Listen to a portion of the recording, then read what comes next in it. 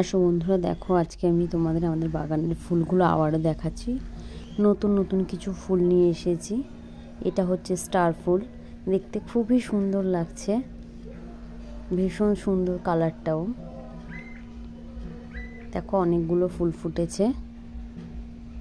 আর এটা হচ্ছে দেখো আমাদের চন্দ্রমল্লিকা গাছটা, ফুলগুলো মরে যাচ্ছে কারণ অনেক দিন আগে ফুটেছে তো।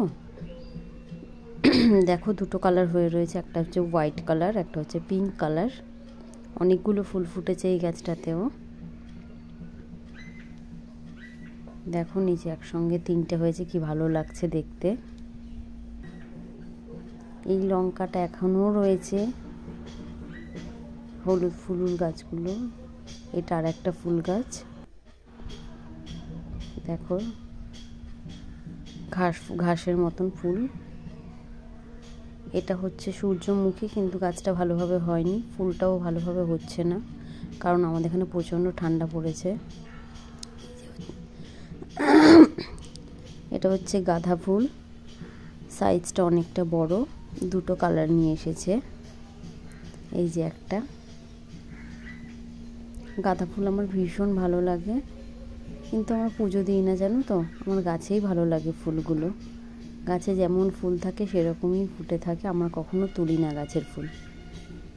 এই যে গোলাপ ফুলটা, হোয়াইট ফুলটা, ফুলটা ঠিকঠাক হয়নি, জানি না কেন হচ্ছে না। এই যে একটা গোলাপ নিয়ে এসেছে, ছোট ছোট সাইজ, কিন্তু এটাও হচ্ছে না, একটা হয়ে মরে গেছে। আর দুটো কুড়ি এসেছে, জানি না হবে কি না। আর ওই যে দেখো আমার নীলকণ্ঠের ফুল।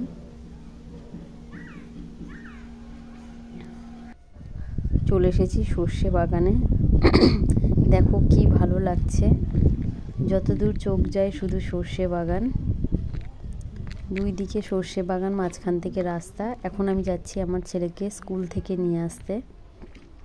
আমার ছেলের স্কুলের পরিবেশটা না খুবই ভালো লাগে আমার।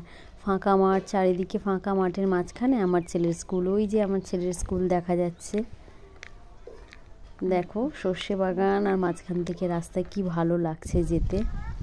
আমার তো হাঁটতে খুবই ভালো লাগছে। দেখো সর্ষে বাগান কি ভালো লাগছে। এই যে আমি আমার ছেলের স্কুলে চলে এসেছি।